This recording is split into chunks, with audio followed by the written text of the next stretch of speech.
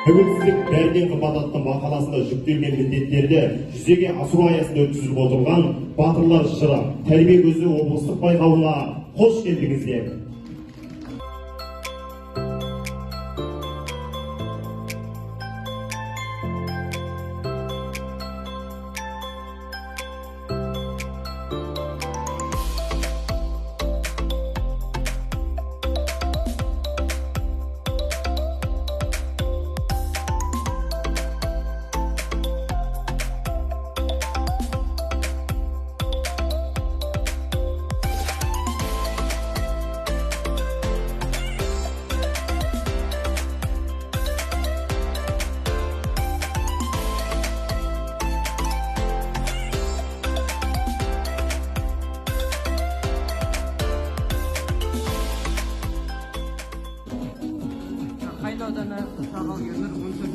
Бүгін Көкшетау қаласында облыстық білім басқармасының ұйымдастыруымен тұлпар мініп ту алған жобасы аясында ер едіге жырын жатқа айтудан байқау болып өтті.